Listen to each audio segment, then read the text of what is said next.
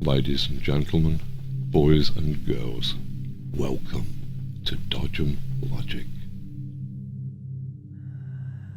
So Alan, what are you rebelling against? What have you got? £3.40 and some tobacco. Right, I'm rebelling against £3.40 and some tobacco. Next question. Why are you dressed like that? Dressed like what? I mean, this is just what I ordinarily wear around the house when I'm doing a bit of cleaning, just hanging out. But yeah, all right, I am in a particularly ebullient and colourful mood because we are launching Dodgem Logic. What exactly is Dodgem Logic? Dodgem Logic is the name that I gave to a fanzine that I was trying to do in 1975, but I was young and feckless and didn't manage to pull the whole thing together. I spent basically about 6 months just doing the front cover, and in that time the magazine fell to bits. However, when it came to the present day, I was thinking that it might be a good idea to bring back a good old-fashioned underground magazine. I thought that these times they're particularly bleak and distressing, especially for somebody like me who likes a bit of liveliness and cheer and colour in the world. So what I thought was that if I could just bring back some of the great old 60s underground magazines, which were either stamped out of existence or just fell coughing blood by the wayside back in the mid-70s. So I thought, that's what the world needs now. It needs Love Sweet Love and a good underground magazine. So I thought, what should we call it? And Dodgem Logic sprang to mind. I've got no idea what Dodgem Logic means, but it's a very euphonious and compelling little phrase which trips easily off the tongue. So I don't actually know what Dodgem Logic is, but the magazine that we are calling Dodgem Logic is a bi-monthly underground magazine that will be available for the spectacularly low cost of £2.50 and will contain a mixture of work by undervalued but immensely talented local artists here in my hometown of Northampton, and also some famous friends who will be dropping in to entertain the general public once in a while. Who's featured in the first issue of Dodgem Logic? Well, in the first issue we have got, as I say, some people from the fine town of Northampton, which is right in the middle of the country and is exactly as underprivileged and run down and beaten up as everywhere else in the country. So we become kind of universal, and the local talent that we've got here is, I'm sure, no better or worse than the local talent that is just waiting there in every town, every village in this country. So, to answer your question, we have got people such as local boy Dave Hamilton, who is the publisher of, or one of the writers of the Self-Sufficient-ish Bible. Dave's going to be handling our environmental column, and he kicks off in the first issue with an article on how to live without money, which I suspect is something that people could use to know in our current troubled times. In the same vein, we've got a cookery column by the excellent Wendy Jarrett, who is specialising in doing delicious, nutritious, and above all, very cheap food.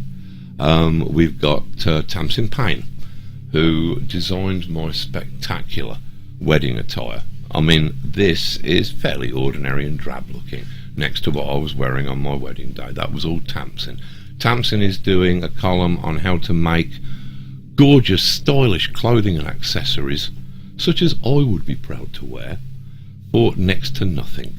I think that we've got an article up on recycling old neckties in the first issue from Tamsin.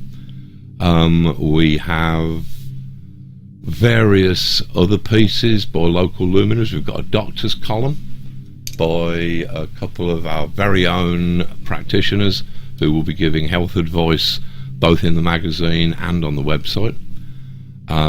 We have some very notable people. I mean, all the people we've got in it are notable, but specifically we've got Graham Linehan in the first issue, the writer of Father Ted, The It Crowd, and numerous other hilarious television comedy vehicles. We've also got the adorable Josie Long, who is probably one of the funniest and brightest comedians in Britain at the moment. Josie will be doing a regular column with us, but in the first issue, Josie's contributed an essay upon love, which is the thing that there is just too little of. We've got the splendid and demented Steve Aylett with a commemoration of the moon landing in our first issue. We've got excellent cartoonists such as my old chums Kevin O'Neill from the League of Extraordinary Gentlemen and underground legend Savage Pencil. I'm even doing a little bit of cartooning myself in the first issue.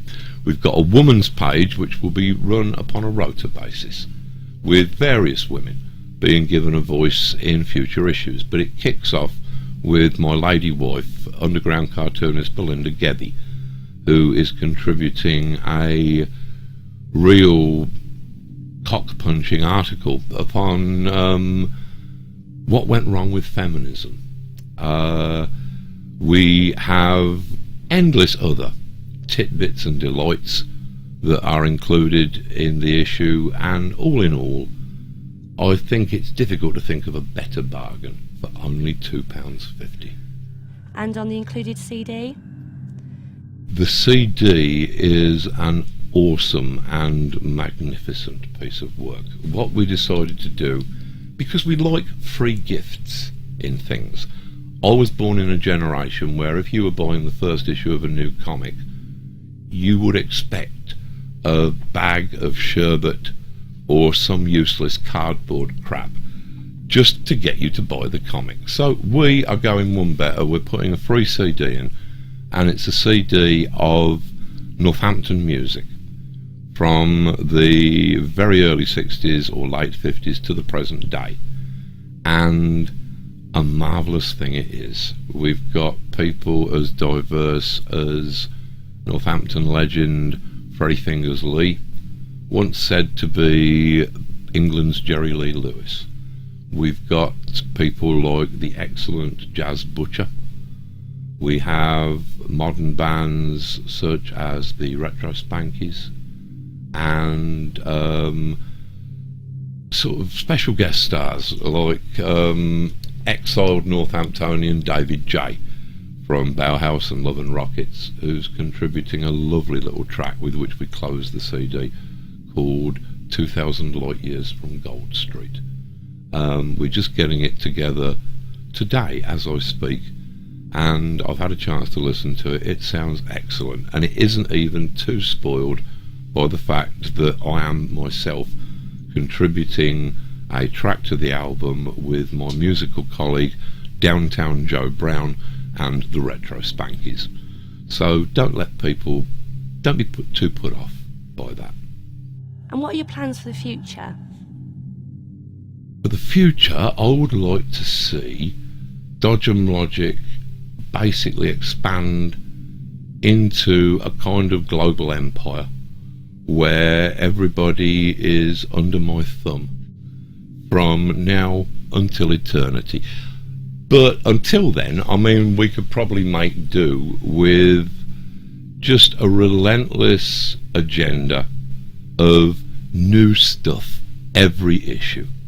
We're going to have some continuing columns, but we want to keep the magazine as fresh as possible. So that is what people should look out for in the future from Dodgem Logic.